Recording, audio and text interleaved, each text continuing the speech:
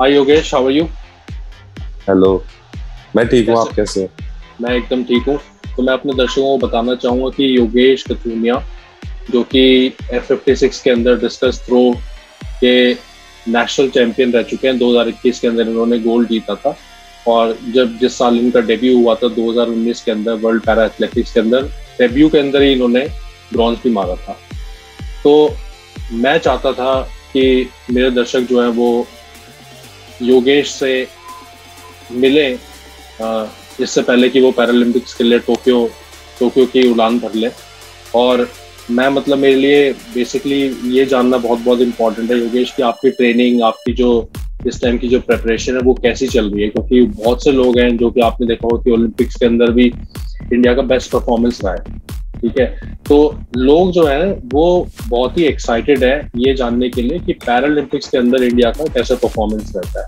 ठीक है। और सिंस यू आर आप एक one of the top athletes हो जो कि इंडिया को रिप्रेजेंट करोगे, so obviously it is going to be good कि अगर आप लोगों को थोड़ा बता सको कि how is your preparation going at this time, आप किस तरह से आपकी प्रेपरेशन चल रही है to prepare for final performance Tokyo के अंदर। अभी प्रिपरेशन तो बहुत अच्छी चल रही है, पहले के हिसाब से बहुत ज्यादा अच्छी हो गई है, क्योंकि मेरे को जनवरी में इंजरी हो गई थी जिससे मैं 3 महीने तक बहुत ज्यादा सफर करा था। तो उसके बाद डायरेक्ट नेशनल हुआ था। नेशनल में 43.70 मीटर करा था मैंने, तो मेरा गोल्ड था उसमें। उसके बाद फिर मैंने ट्रायल्स के लिए अपनी प्रिपरेशन स्टार्ट करी कि मैं ट्रायल्स में मेरे को अच्छा करना है। फिर मैंने ट्रायल्स में 45.58 थ्रो करी, जिससे मेरी वर्ल्ड रैंकिंग नंबर 3 आ गई। और उसके बाद से ही मैं अभी टोक्यो पैरालंपिक 2021 के लिए पूरी प्रिपरेशन अच्छे से कर रहा हूँ। और जितना हो सके मैं 100% अपना देने की कोशिश कर रहा हूँ, क्योंकि मुझे मेडल जीतना है इस बार, और गोल्ड मेडल जीतना है। क्योंकि पिछली बार भी मैं चूक गया था अपना वर्ल्ड चैंपियनशिप के अंदर। अच्छा। ब्रॉन्ज मेडल था, लेकिन इस बार का मतलब तैयारी है कि मैं अपना बेस्ट करूंगा, जितना बेस्ट हो सकेगा। बिल्कुल, बिल्कुल। तो देखो, एक एक चीज और मैं आपसे पूछना चाहूंगा कि ये फाइनल मोमेंट है। ठीक है, 2-3 हफ्ते ही बचे हैं जब आपका फाइनल इवेंट होगा 30 तारीख को। तो उस दिन इस टाइम के हिसाब से आपका फाइनल जो गेम प्लान है वो क्या होगा? फाइनल गेम प्लान बोले तो कि फाइनल स्ट्रेटेजी आपकी अभी क्या है?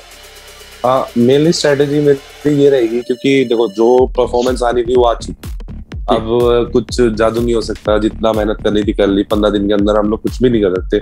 मेन मेरा फोकस इस पे है कि मैं ट्रेनिंग अच्छे से करूँ, डाइट प्रॉपर खाऊं, और मेन जो सबसे ज्यादा फोकस मैं उस पर कर रहा हूँ कि मुझे इंजरी किसी चीज से ना हो, ताकि मैं अपना और अच्छा परफॉर्मेंस टोक्यो पैरालंपिक्स पे कर पाऊँ। राइट। मैं लोगों को ये बताना चाहूँगा कि योगेश जो है अभी अपनी ट्रेनिंग खुद ही मैनेज कर रहे हैं, क्योंकि उनके एक्चुअली पेरेंट्स जो थे उनको कोविड हो गया था, तो उसकी वजह से ये इनको साई का ट्रेनिंग सेंटर छोड़ के आना पड़ा। तो ये मतलब एक तरह से हर तरह की रिस्पॉन्सिबिलिटी निभा रहे हो आप, जो कि एक बहुत बड़ी बात है। राइट। तो आपका ये सारी चीजें देखते हुए कि आपने खुद भी कहा कि 15 दिन बचे हैं, 15 दिन के अंदर कोई जादू नहीं हो सकता। राइट। तो आपको भी पता है कि आपकी परफॉर्मेंस कैसी चल रही है, आपको ये भी पता होगा कि आपके जो वहाँ पे कंपेटिटर्स आने वाले हैं उनकी परफॉर्मेंस के हिसाब से आप कहाँ पे स्टैंड करते हो इस टाइम। तो आप कुछ मतलब इस चीज में बताना चाहोगे कि आप कैसा कंपटीशन एक्सपेक्ट कर रहे हो टोक्यो के अंदर? कंपटीशन तो देखो, टोक्यो है तो सब लोग अपना 100% दे के आते हैं। बहुत बहुत साल से मेहनत करते हैं, 4 साल वेट करना पड़ता है खिलाड़ी को पैरालंपिक्स के लिए। और मेनली मेरा फोकस, जो मेरा मेन कॉम्पिटिटर्स है वो 2 कंट्री से बिलोंग करते हैं, एक ईरान से, एक ब्राजील से। ब्राजील जो खुद वर्ल्ड रिकॉर्ड होल्डर है और उसका 46.68 का वर्ल्ड रिकॉर्ड है। तो लगभग मेरा वही टारगेट था कि मैं उसको ब्रेक कर पाऊँ, लेकिन अभी थोड़ा सा पीछे चल रहा हूँ मैं। लेकिन कोई नहीं, अगर मैं वहाँ अच्छा हो जाए, कुछ नहीं पता कि वहाँ पर क्या हो सकता है। तो मेरा मतलब फुल फोकस रहेगा कि मैं अपना बेस्ट करूँ। और उनके हिसाब, मैं अभी अपने हिसाब से मतलब नंबर 3 तो चल रहा हूँ, अगर मेरी परफॉर्मेंस में अगर देख रहा हूँ तो ट्रायल के बाद से। जी, बिल्कुल, बिल्कुल।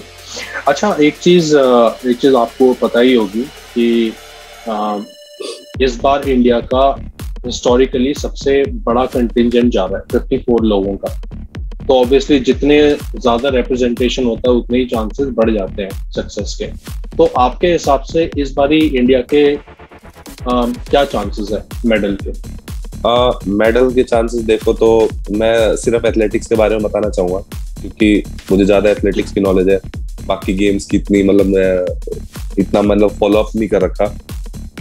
तो अगर मैं एथलेटिक्स में देखूं तो हम 24 पूरे पैरा एथलेटिक्स जा रहे हैं, तो लगभग मैं मान के चल रहा हूँ कि 10 से 12 मेडल आएंगे ही आएंगे हमारे इंडिया के एथलेटिक्स जिस हिसाब के। हाँ, जिस हिसाब से उन सबकी रैंकिंग चल रही है वो टॉप 3 में चल रहे हैं, और टॉप 3 में जेवलिन वाले बहुत सारे प्लेयर्स हैं इंडिया में से, तो जेवलिन में तो पूरा अच्छा करेंगे। और हाई जंप में भी काफी सारे प्लेयर जो क्वालिफाई है 42 कैटेगरी में, और 44 में भी, 46 में भी, और डिस्कस में सिर्फ मैं और विनोद मलिक जी है, तो वो भी अच्छा चल रहे हैं, वो भी अभी रैंक 3rd चल रहे हैं, तो वो भी अच्छा कर पाएंगे। तो लगभग 10 to 12 मेडल्स तो मैं एक्सपेक्ट ही कर रहा हूँ सबसे मिनिमम।